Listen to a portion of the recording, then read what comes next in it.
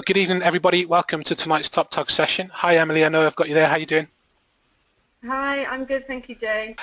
So as we said, this is the second of a three-part, but they are kind of standalone. So if they are joining us for the first time, lots of information that they'll get from you tonight, but obviously they can see the previous one on the site. And in 2 weeks, we're doing the last one of this series, and that's about lighting, isn't it? Yep, that's correct. Perfect. If you want to interact with Emily, then you can do that via her website, which is thetrainingbarn.co.uk, via her Instagram, which is @EmilyHancock, and of course her Facebook again, which is facebook.com/thetrainingbarn. And I'll be sharing these links with you again through the presentation tonight. So if I hand you the screen, and it's coming over to you now. Brilliant. Thank you so much, Jay. I'm very excited to be here again for this second webinar. For those of you who joined me on the first webinar about posing, I hope you found it useful and that you were able to implement some of the stuff we talked about. And for those who weren't on the webinar, we were talking about how to pose people and their horses together, and I emphasized how important it is that you stay on top of what your client is doing when they're stood next to their horse. And tonight's webinar is going to take your image onto another level. So if you've managed to master the posing of a human and their horse, we need to then add in the extra angle of where do we put them, what location do we use. So I've got some slides to show you, and we're just going to go through. I'm going to talk you through exactly what I would do during a shoot and how I would find locations. Now, preparation is absolutely key again, and I said that in the first webinar, but it's really, really important.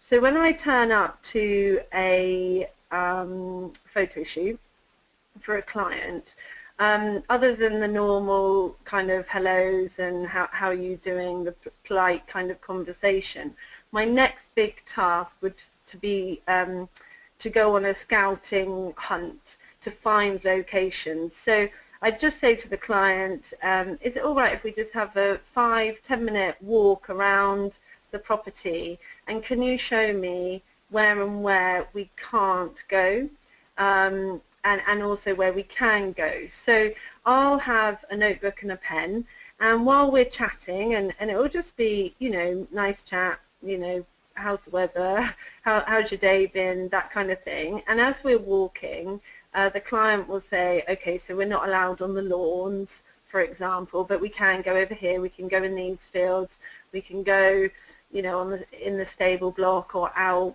on the road or wherever it is. But it's really important actually that you understand where you can and can't go. The client may not own the yard that they're on. If they do, that most likely say we can go everywhere. However, sometimes, you know, if the lawns are very manicured, they're not so keen for their horses to trash the lawn, so that's important to know.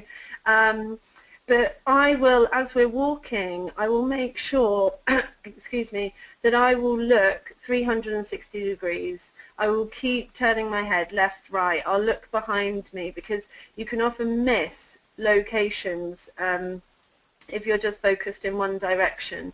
So I'm always looking for props. I'm looking for natural frames. You know, it might be foliage, trees, or you can find pathways to fields that have a hedge and trees coming over the top that create gorgeous natural frames.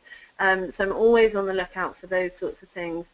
Good lighting is key, and again, once you've nailed the posing, then you've nailed the locations. If you can then master the lighting, then your images become a whole nother league, and that's what we're going to talk about next on the next webinar.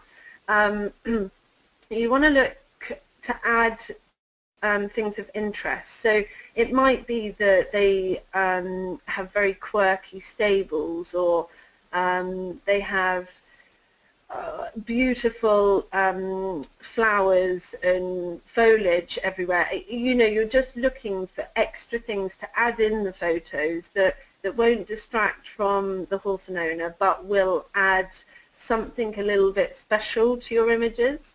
So special locations, it might be a special location to the client specifically.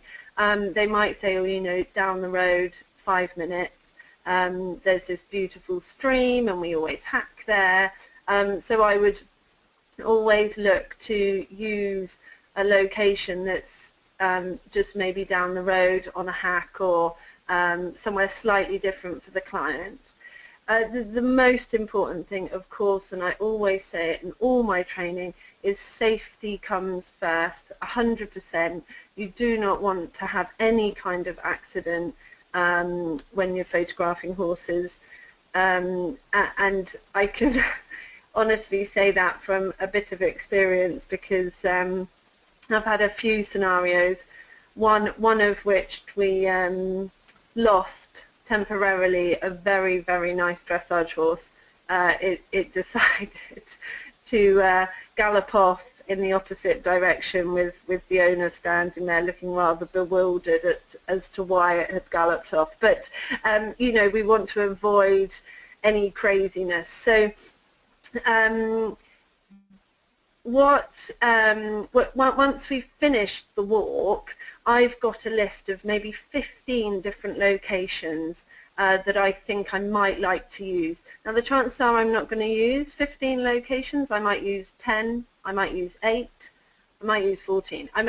But basically I've got a load of locations, and they might read something like front gate, roadway, stable, woodland, long grass field, quirky gate, a chair and doorway, something like that. So I've got a list of 15 prompts just to remind me. So halfway through the shoot, when I'm thinking, oh God, what do I do now? I can just look at my book and go, oh yeah, we'll go to that quirky gate. And then you get a kind of renewed enthusiasm and creative flow to carry on. So one very easy location to start with is the stable. Now stables are very versatile. You can do a lot in a stable with a horse and owner. This shot actually is probably one of my more classic shots, a kind of signature shot for me. Everyone has seen this image, and most people, when this image is on display at exhibitions, trade fairs, when clients walk in, more often than not, the daughters, the young girls will walk in and go, oh mummy, can I have a shot like this? And this is actually quite an easy shot to replicate. You just need to find a stable with a fairly dark background. It doesn't matter necessarily if it's not, but most stables are pretty dark in the background anyway. And you get nice directional light. No, you don't want to shoot in a stable if there's full sunlight coming in. Just nice directional light through the stable door. Now the thing with stables is the horses feel very comfortable in them. The owners feel very comfortable in them because they spend a lot of their time there. It's a safe place for them to be, so they can be under control. The one thing I would just need to mention is that if you do have the stable door open, as I have in this scenario, you must just, obviously this horse doesn't have a head collar on, it doesn't have a bridle on, so the chances are the horse could run out and get loose. So it's, before you open the stable door, it's always best to check that they feel comfortable that their horse is going to stand still while we do the shots. If the owner says, I'm not, you know, I can't guarantee that, I'll say, okay, that's fine, let's put a head collar on, and then they can hold them. So quite often I will start the shoot in a stable. Now for anyone who was on the last webinar, if I don't start in a stable, I would start with the walking shot. And the walking shot is where they walk down a road or a pathway, and they feel pretty comfortable because it's as though they're walking their horse to the stable yard, to the field. So they kind of relax. But if I feel that they don't necessarily need that to help them relax, I'll more often than not start in the stable. So stables come in all shapes and sizes and quirkinesses. Here you can see on the left, beautiful kind of stone. This was in Jersey. Gorgeous kind of green colour around the door, quirky, nice wooden stable door, and then that corrugated iron at the top that's gone all rusty. And it just works beautifully. The back of the stable was black. So really, I literally just did point and shoot, and this is pretty much out of camera. Of course, I do a little bit of post-processing, but barely touched it. So that's really nice. Top right, lucky enough at this yard that there was a stable, and it had this massive kind of 1.5 foot wide kind of ledge that the owner could sit on. Now it's quite funny, many people have said, oh, can you know that shot of the girl sat on her stable, can I replicate that? Well, of course, unless you've got a ledge that's 1 foot wide, it doesn't really work, a girl sitting on a stable door. So you know, that was just kind of a lucky, nice, quirky stable yard that I happened to turn up to that seemed to suit that kind of pose. So you can see bottom middle, it's just a plain old stable, so I basically have cut out most of it and focused in on the horse and the owner just snuggling there. And again, you can see it's a dark background, so that again is almost straight out of camera. So bottom right, this was a different type of stable yard, more modern. It was an American barn style, and so actually to photograph the horse in its stable there really wasn't enough light, so I just brought her to the edge of the American barn. So I'm stood outside and she's just inside the American barn, and that just gives a really nice directional light straight onto the horse and the owner there. And albeit you can see the stables in the background, I quite like the lines and the architecture there. So there's a variety of kind of stable options. And again here, this next slide, you can see it's just a pretty plain stable, but in actual fact the white and the black, the kind of square frames, it's a very easy pose. She's just leaning on the stable door there. Horse is looking at me, she's looking at the horse. It just all frames it nicely. So stables can really give that the start of your shoot just a comfortable start, and you can feel confident that you've got some really nice images already in the bag before you move on, which always helps, you know, on the photo shoots when, if you're a bit nervous as a photographer, thinking, oh, what am I going to do? If you can start in the stable, you can get a variety of poses and then move on. So out and about, landscapes. I'm always looking for beautiful landscapes. Now sometimes you turn up to a yard and there's a few flat fields with post and rail fencing. If you're lucky, it might actually even be like electric fencing or something. And you think, oh God, what am I going to do here? But it might be, if you are faced with that scenario, try and find somewhere with trees or hedges, any foliage. So there hopefully will be at least one field with a backdrop of green and brown, but just not fencing, and you could use that if that's your absolute only option.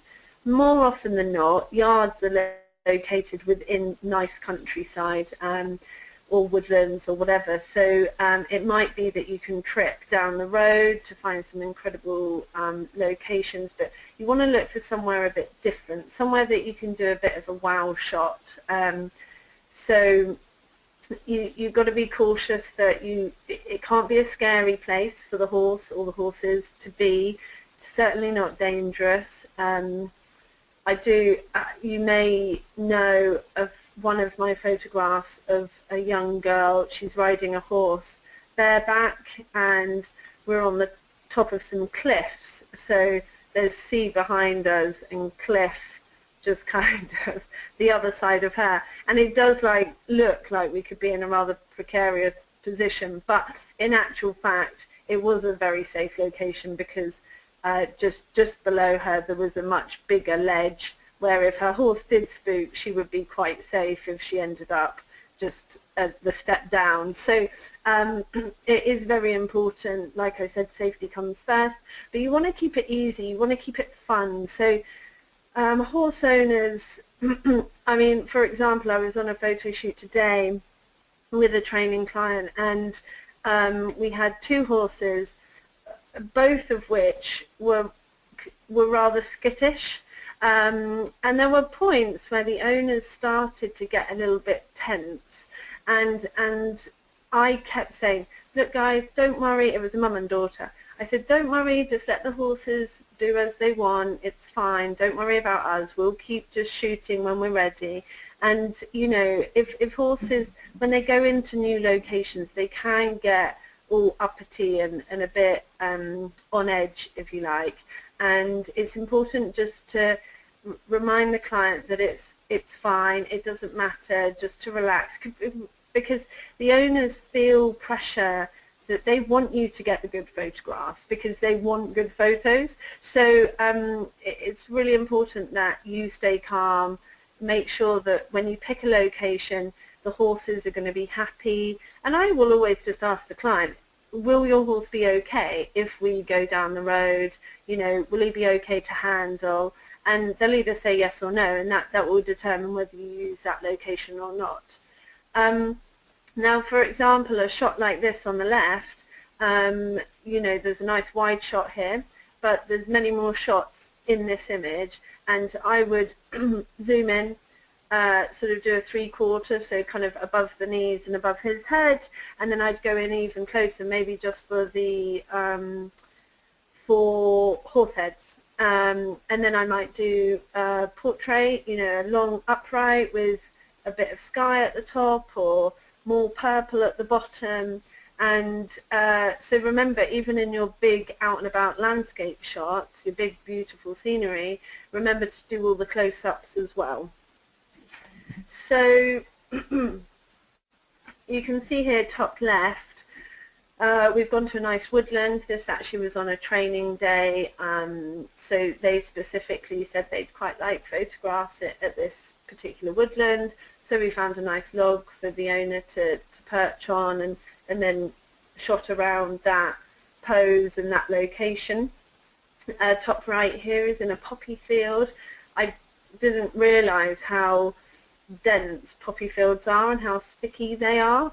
The owner and the horse, you know, they could only get in about 3 meters before they couldn't actually walk any further, but all the same, you know, we got some gorgeous images from that set, and you wouldn't know that actually we're only a meter or 2 off the side. Bottom left here, this was the owner's land, so we were actually allowed on the lawns here. You can see that they are manicured and lovely, but they have a beautiful lake behind, and here you can see there's a tree over top, so we've got a nice kind of frame, and the shadow at the bottom. So maybe had that frame not been there, it still would have been a nice image, but it's maybe a little bit more special because of those horizontal lines going through the image. Bottom right here, I love this shot. There's something about it that I really, really love, but mostly because I've managed to disguise what otherwise was quite a concretey area as actually somewhere that was full of foliage. I just managed to pick the right angle to shoot at, kind of chopped off the bottom where all the gravel was, and managed to hide something behind the horse by chopping the horse's bum off, basically managed to hide some big concrete thing. And so actually this just created a lovely foliagey looking image. Now this next one, you can see here, again, I love this shot. It feels kind of a bit magical, a bit mystical. I'm actually the other side of a lake, so I'm full zoom, 200 mil, and I've just used those long grasses to frame the image and draw your eye. And again, so I mean, this was a beautiful location, and you don't always find places like this, but in actual fact, if you sort of count the meterage there, for a big landscape shot, you're probably only talking 8 meters to be able to kind of get that scenery, if that makes sense. So here is a shot where we took a horse on the beach. This was about 8 o'clock in the morning, so the sea was lovely and calm, and it was a beautifully calm day, and I wanted all those very neutral tones. If you're lucky enough to live anywhere close to a beach, I know lots of horsey owners would love beach images, so it might be worth, I mean, you have to, at this beach that I was at, you actually have to sort of sign for a permit, but again, albeit at first you might think, well, you're on a beach, there's only 2 views, looking at the sea or not looking at the sea. Actually, you can do quite a lot, you know, at a beach, and you just have to be quite creative with your posing and your angles and where you stand, up, down, you know, sideways, whatever. So that's thinking about out and about and using big sceneries for sort of big shots. You always want to, on a shoot, try and get that kind of wow shot. As well, I know in the last webinar we talked a bit about clothing. Quite often this shot will be where people want to wear the dresses, or I'll tell them that that's, you know, if they wanted to wear a dress, that we would put the dress on for that big location shot. So props are a big thing. I am always looking for things for people to sit on, lean on, perch on, you know, straddle, whatever it is. So on my initial walk, I want to look, I'm spotting things like benches and logs, gates, stumps, bridges, trees, tractors, trailers, rivers, anywhere anyone can, well, anywhere that there's added interest and I can perch someone or lean someone. So, for example, on a bench, you might not want to have them sat on the actual seat, but if you put them up onto the back of the seat and they put their legs up onto the seat, lean forward, and then the horse coming over can be a really nice shot. Or I've got one image you might recall from the last webinar where the girl's sitting at the edge of the bench, but her legs are going over the arm and her horse is coming in front of her. So benches are great. If you've got one, use it. If it's not in the ideal location, then maybe you could probably pick a bench up with someone else and move it. Logs always look great in photo shoots just because they're natural. They're usually placed within woodland areas, so it's an easy one as well for the horse to stand behind and the owner to sit on the log. Gates are great because owners feel comfortable when they're leaning on something. So for example, I did a shoot the other day with this, it was a lovely gate, and sounds really random, a lovely gate, but there are nice gates and horrible gates. The nice gates are quirky and they've got some colour and some character to them. But the owner was able first to lean over the gate and then to straddle the gate, and then sort of her horse would cuddle her. and then she came this side of the gate and her horse was the other side, and she could lean backwards on it with her leg up.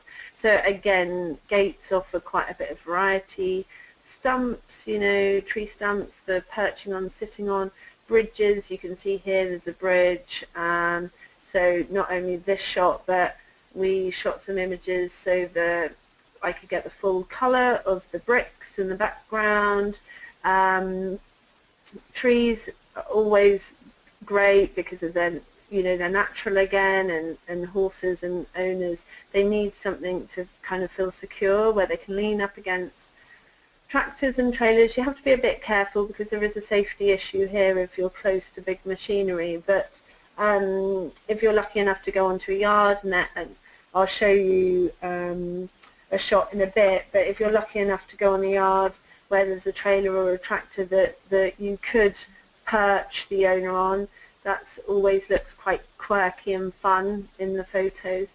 Rivers, again, you know, I was down at a river today, and we got the owner and the horse onto the bridge and did some reflections and things like that. So although, you know, that I had to double check with the owners that they felt comfortable walking their horses over the bridge. Luckily this was right outside their yard, so they walked over the bridge a lot, but obviously some horses get freaked out by that sort of thing. So had they been unsure, we just wouldn't have done it. We would have maybe gone through the river instead. So safety again is very, very important. Oh, I think I've just gone. Oh no, that should be right. So you can see here, top left, into a big woodland, using a big log to have the girl lie on it. A picnic bench, top middle, for the little girl to sit on it, and her ponies stood the other side of it. To the right here, a nice quirky old white iron chair, which was really nice. Here, bottom middle, you can see a bench, exactly what I was saying, where the owner sits on the back and her legs are up.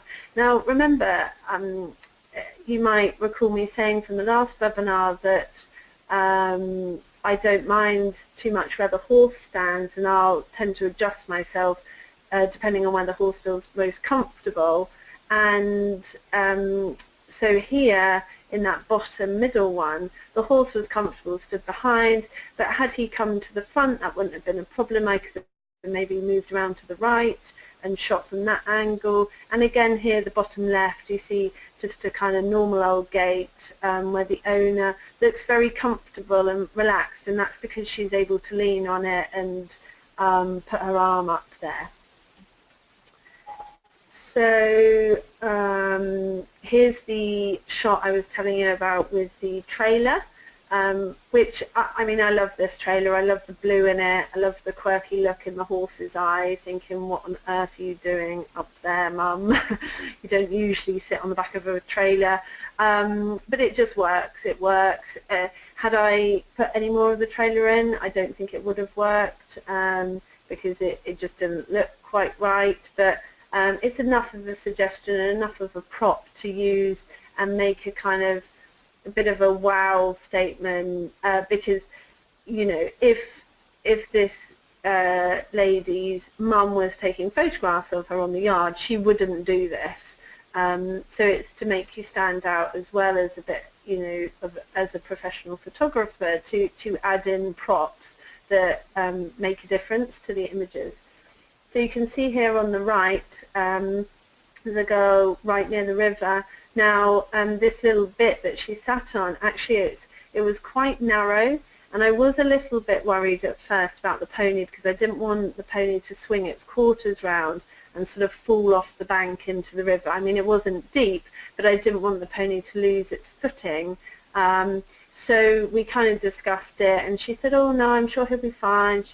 You know, he's very kind of chilled out. So we sort of compromised, and I said, okay, so you sit on the edge there, and we'll just lead him in slowly, and I'll see what I can get, but we'll keep you there for a sort of minimum amount of time. So I managed to get this, and the tree there, you can see there's a nice natural frame and a bit of reflection. So actually that image is pretty beautiful. That, well, the owners loved it. So here, this next shot, you can see Emma here. Her and her partner were very into these old classic cars, and they had a beautiful quirky yard. So we just decided where to pull up this old car and perch Emma on the front. From the posing, you'll know about crossing the ankles and her sitting up nice and tall, and then have the sheep behind, the nice tree to the left. Now, some of these things that I'm mentioning, you know, it's very easy to sit here and say, hey, look, I put the car there, the tree was perfect, the gate was perfect, everything fell into place. Now, sometimes you don't think that much on a shoot, and it's not until you get back and look at the image and think, oh yeah, I can see why that works so well, because, you know, that tree actually was perfectly positioned. So when you're on a shoot, you don't want to necessarily overthink things too much. You do want to pay attention and look out for certain props and areas and, you know, things, but actually you can't, try not to micromanage things. So just because there's a piece of wood missing from that fence there on the right, it doesn't matter. You wouldn't not use that location because of that. So, but it's nice to use quirky things. So, natural frames. Like I was saying, always looking for trees to frame the images. You can find quite often on roads or pathways to fields. You want to look for foliage. I love foliage. Basically texture, colour, trees, leaves. I'm always on the lookout, and you don't have to find a map. Like here, this is a big sort of expanse of foliage and trees and leaves. You don't need this much to make it worthwhile. If you know, I zoomed in here, I could easily just find a sort of 2 metre by 2 metre square and position my horse and owner in that 2 metre square and do something with it. So always looking for patterns and lines, leading lines, any architecture that looks good or different or beautiful. So always on the lookout. You can see here, I've just top left used the leading lines of the little wooden stumps to lead up to the image, and that tree behind with the gorgeous golden leaves, and obviously she's got a chestnut pony. So essentially it's not, you know, there's a road to the left, it was a flat bit of grass, but to kind of transform that into something a little bit more special, I've used the leading lines and the tree to kind of just make it a little bit different. Again, here top right, finding this was early morning, misty, sun coming up, you know, just a kind of lone tree to give some structure to the image. Bottom left here, you can see I've got a tree trunk, and the other side of it is foliage, and I'm shooting through, you know, a kind of private moment, if you like, between Lisa and her horse. The middle one at the bottom here is just a normal road, but it just happened to have all this foliage up either side, which then looks quite spectacular, quite beautiful. And again, the bottom right one, same thing, looking for foliage to frame and shoot through. Here, I mean, sometimes I get into really tight spaces, you know, really kind of squeeze angles to be able to get a certain look. Now, behind this image, so on the left, if I had shot the horse and owner straight on, as I originally thought I would, there was actually a massive brick building behind them, so it didn't look like anything. So I first walked to the right, had a look, no, that didn't make any difference or didn't make it better. Came to the left, found this kind of bushy tree next to me and found a little gap in the tree, managed to use the other bush behind the horse to kind of cover up that building in the back, and then shot this image. So, you know, really squeezed my angle here to make the best image I could whilst framing it, and then leant over a quirky gate. So I love that shot. Here in the right hand one, just found a quirky little archway that, you know, have the horse peering around and the owner there just leaning on the side, which is nice. So I'm always looking just for what's in the foreground, what's in the background, what's side to side, and what can really frame the horse and owner. So here, this one on the left, sometimes people say to me, oh, was that shot in Spain? No, it was literally in the New Forest, almost outside my house. So here I've used a log in the foreground, big open negative space, top left of the sky, and I just think there's something about it that somehow frames it. The negative space is complementary to the horse and owner. And again, the one on the right here, this was quite an interesting shot. It's the same horse that's on the left, but the owner, he just hid behind the tree, basically. He made the horse rear, and then he sort of stepped back and made the horse rear so that it reared between these trees, and I was deep in the forest on my 200mm and shooting forward. So with locations, you always want to be thinking outside the box. Try and find something a bit different. Think about your angles. You know, kneel down, stand up on a ladder. You know, look here, this shot, I've come lower so that I can shoot onto the sky so that I get a nice outline of the horse and owner. You want to be looking for reflections. Try and look for things that you can, something that's very ordinary, look quite special. I always like to do a few shots where the owner just really isn't expecting what's coming out of the camera. They think they can see what's happening and where they are, but actually when I show them the images, they're like, oh my, you know, is that's where that was? Oh my God, you know, I didn't realize it looked like that. And you can only do that by really trying very, very hard to spot locations that other people wouldn't.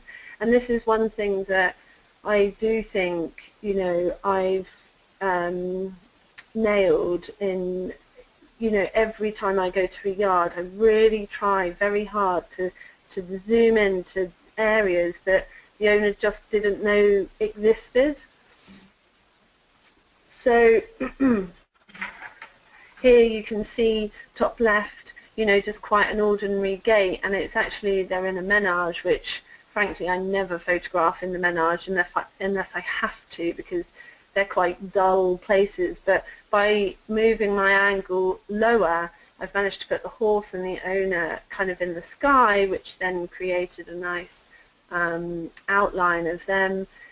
The bottom left one, so there was some outdoor chairs and seating, so I moved my angle to make sure we couldn't see them, and you can see just the green foliage there either side,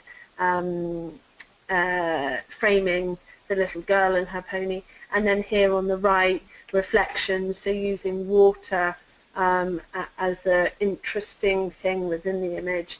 And I've just stood right back, put on my 200mm, posed the horse and owner, and then captured that nice image there. This shot, again, there's a road, there's a tiny grass verge and a road where we're on, but what I've used is the fence as a leading line, the foliage as a nice framer, the colours, just to create this nice feeling image, and you wouldn't know that we were actually on a road. So here's a nice image to show you. Basically on the left here is the angle I had, but the image on the right here is what actually you could see. So one, mums are always very useful. She's got a shaky, some mints in a little tin that she's shaking to make the horse look in the direction I want it to look. And you can see, so she's actually, the horse is in the arena, which, like I said, wouldn't be my first choice, but then you've got this gorgeous foliage line leading up, and then that beautiful tree behind. Now you can see there are buildings, but on the image in the left, you can't see the buildings. Not, not unless you look really hard. All you see is the out-of-focus foliage in the foreground and in the background. Now, had I not looked for that sort of specific leading line and background, you wouldn't initially think to photograph in that spot. And so it's always useful to have an assistant, be it the mum, a groom, maybe someone you take with you on shoots, but to help you direct the horse. There's not a lot of directing you can do with the horse because frankly they have their own minds, but to get their ears forward, it's always helpful to have someone shaking some nuts or some mints at them to get the right look, and then you can focus on posing the owner. So as a roundup, make sure you prepare. So when you get to a yard, you do a walk around and you note down as many locations as you can. You really look 360 degrees around you. You focus on foliage and framing and leading lines and props, anything you can find, a good prop to sit on, lean on, straddle, whatever it is, and then start your shoot. Make sure each location you get as many different varieties as possible with your posing, and then move on to the next location and keep going like that until you've got a beautiful set of images that you can present to the client.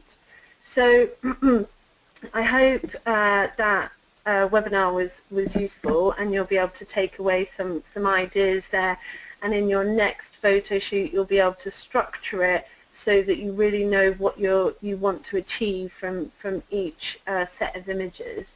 But I hope this was useful for you guys, and I really look forward to doing the next webinar, and thank you very much. Brilliant, as usual, thank you for that. Loads of information and already a load of thanks and praise in the chat panel for you there. I have a load of questions, so get yourself nice and comfortable, but we've allowed plenty of time. Yeah. Right, so no particular order, You answered a lot as you went, so I filtered out the ones that you have already sort of answered, so I do pay attention, I promise, as we go through. Obviously we've got some new people with us tonight, so some of the questions we sort of touched on the last webinar, but we'll just touch on them briefly again tonight. So your editing process, what's the straight out of camera, where and if possible, and what do you edit with if you have to? Okay, so as much as possible, all my images will already be cropped when I cropped how I like when I actually shoot. When I do process the images, I put them into Lightroom, and I will do very small tweaks of exposure, the tonal curve, and if color temperature just needs warming up or whatever, a bit of clarity and contrast with the brush tool.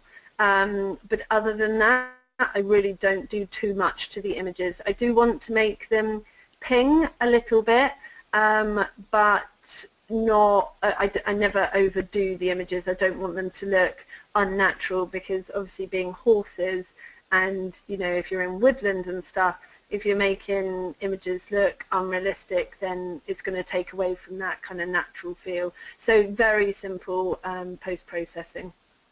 Brill. Do you have a travel limit on how far you go for your shoots? No, absolutely not. The further the better, as far as I'm concerned. When I say the further the better, I like to fly to my shoots.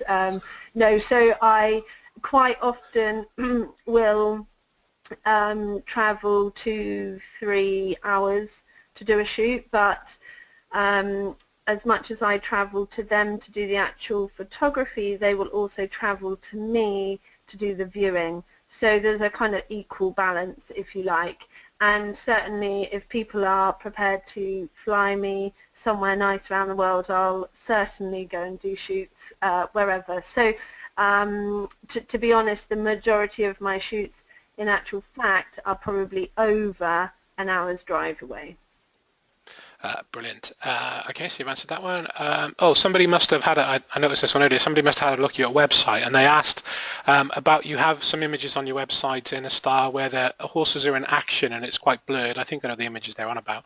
Is this something you try and capture in all of your shoots, and do you give the client a bit of both, so the crisp, sharp images as well as sort of the artistic, or is it a choice on the day? Yeah, so I've actually got two arms to my business. One is the private commissions where you and your horse have a photo shoot on your yard, and the only images that I produce from that are pictures like I've been showing you. I would, unless absolutely specifically requested, I wouldn't actually photograph the horse by itself at all on these sorts of shoots. Now the ones that were mentioned, horses running out of focus, they are what would be classified as art for your wall.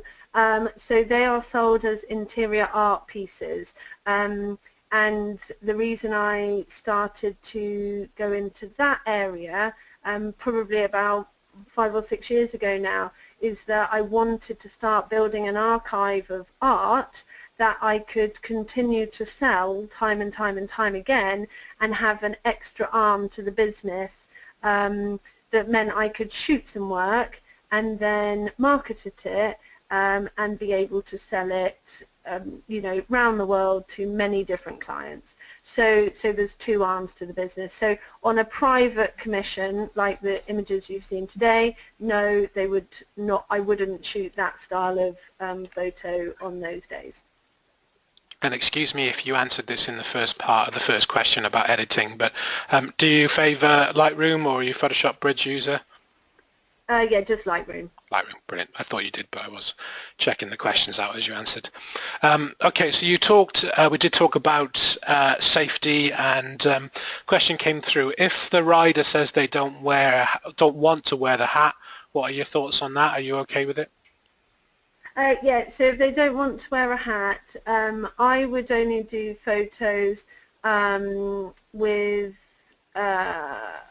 sorry, that are either stood still or just walking if they don't have a hat on.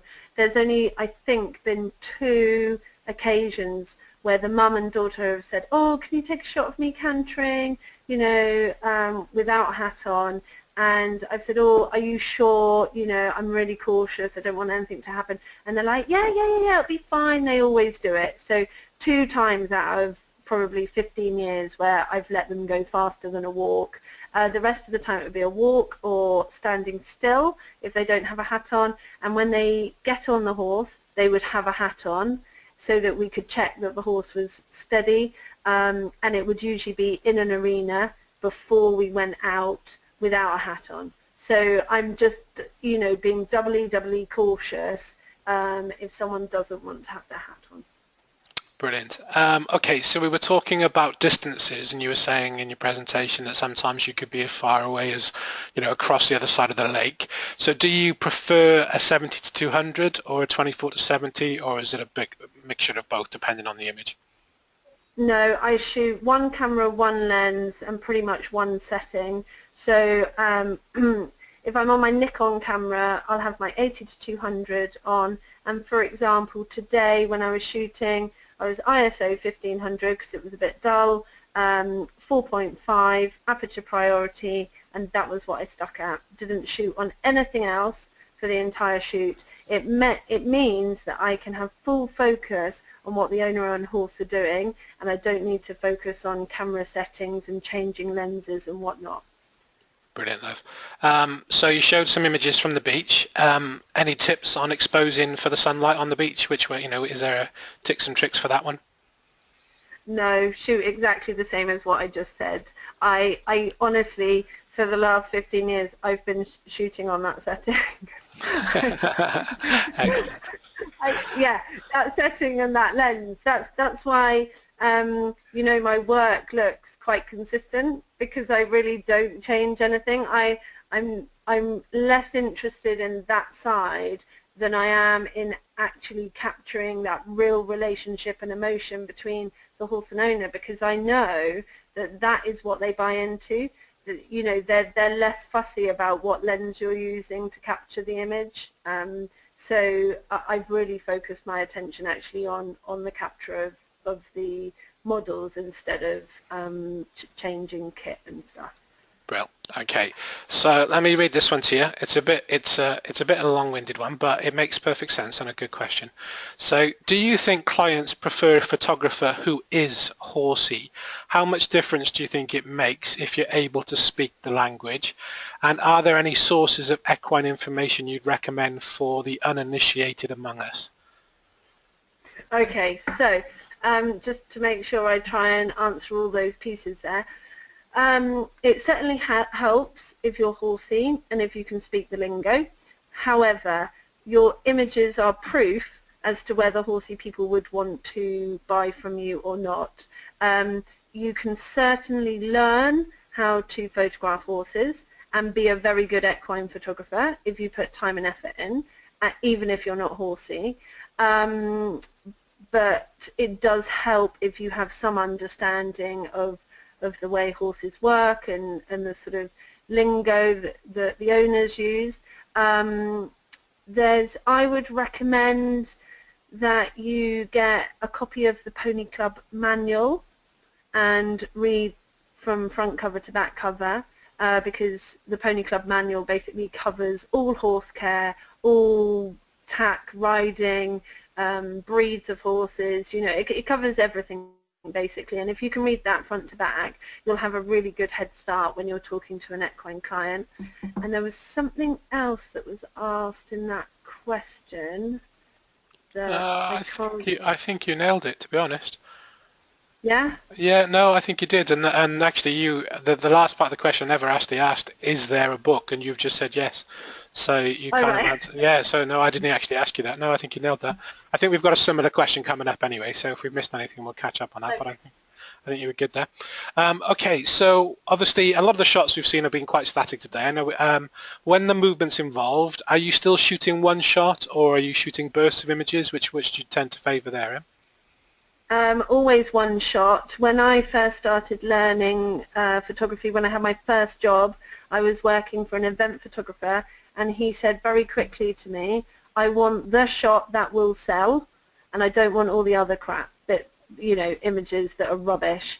And so I learned very quickly to just take the shot that I knew was going to sell. So if movement is involved, which very rarely it is, because most of my clients compete, and so they get event images, and I don't want to repeat that for them at home. But if it is, I never do it on burst, but I'll get my eye in to the movement, and then I'll click in rhythm with the horse, maybe 3 or 4 times to get that shot. But yeah, that's it. Brilliant. Guys, just so you know, I've got a lot of questions to get through, so we will be capping the questions now, but I will answer everything. We'll ask Emily everything that's come through so far. There has been some business-orientated questions, and I'm going to be honest with you guys, this isn't the business webinar, so as Emily pointed out, she is doing specialist webinars on the business of photography. So there's a couple of sort of simple ones that I will ask Emily, but the big business questions I have taken out of the question panel. So so going back to the photography, if the photographer's okay with it and you're sure that the horse is okay with it, do you ever use any kind of flash to heighten the image, to create the image? 99.9% of the time, no. I've done one official flash shoot, but that was for Vallegro, the most famous horse in the world, after Charlotte won 2 gold medals on him, and she specifically requested that I shoot a portrait with flash. And the other time was when a training client requested whether we could try it at the end of a shoot, and this horse had been amazing for the entire shoot, obviously all natural light. We got the flash out, it absolutely freaked out. So it's not my thing. You certainly can use flash with horses, but I don't on the whole. Brilliant. We have this one all the time, and I'm sure we answered it last time, but RAW or JPEG? Raw. RAW. That's right. Just checking. Okay, so I think you mentioned it actually briefly in your presentation. So the images are presented as a view-in to the client. You don't show them the images on the day, you show them the edited images, right? Yeah, a couple of weeks after the shoot, they'll come to my studio and view all the images with me. Perfect. I know you mentioned the aperture that you worked on today. Do you choose the aperture on the day, or is that the kind of preferred aperture for most of your shoots? I think you said 4.5 today you were looking at. Yeah, preferred aperture 4.5, occasionally 5.6. Okay. You mentioned that you were shooting with two cameras. A Nikon, you said. Both Nikon, and which lenses? You said you had different lenses on each one. Did I? I thought you did. No, sorry. So I said if I'm shooting on my Nikon, I would shoot with the 80-200, and then I have a Leica, which is my other camera, and I have fixed lenses on that. So I have a 180mm fixed lens on that one. My bad. Yeah, I knew sorry. Yeah, my fault. I knew you used Leica as well, so I should have remembered. Yeah. Okay. When you're taking the image, do you kind of have a feeling that it might possibly be a black and white image? And do you do anything specific for your black and white process in your editing? To be honest, when I'm on a shoot, I don't think, oh, that will look nice in black and white. I'm just focusing on what's going on and making sure I get all the images. When I get back and look at the computer, I can pretty quickly see if something's going to go to black and white. And there, it's a simple preset in Lightroom to change it to black and white, and then I just like to push and pull the image a bit because I like my black and whites to be, you know, black and white, not too grey, if you like. So again, a very simple processing formula. Perfect. Starts this off with excellent webinar. Thank you very much. I'm not an equine photographer, but I've done a few horse portraits, and glad I got most of what you've referred to. Scouting for different locations, if not on the horse owner's land, do you need to ensure that access via the bridle paths is always available, and if something you discuss with the horse owner? Does that make sense? I think so. Basically, we never go anywhere that we don't have permission for, and most yards will have enough locations for you just to stay on the yard. But then if you say, is there anywhere that we can go off the yard, and the owner says, oh yeah, I know somewhere, then that's fine. But we certainly don't try and venture onto land that we don't have permission for, if that's what the question is. I think so. Yeah, excellent. Do you have a preferred color profile in Lightroom, i.e. Adobe Standard or Camera Standard? No. No. Okay. Don't. That's fine. So I just want you to be more than honest. Do you? Okay. So we're getting to the end. We're getting there. Only a couple left. Do you ever shoot in the evening, and how do you cope with the midges and swishing tails, etc.? Okay, I quite like swishing tails, just because they look quite pretty sometimes, the way that they swish. Nowadays I don't shoot in the evenings because I have two young children and I need to be putting them to bed and stuff. I guess preferred time would be, you know, early morning or evening. But the realities of my kind of work-life balance at the minute means I shoot, any photo shoot I do will be between 9:30 and 12:30.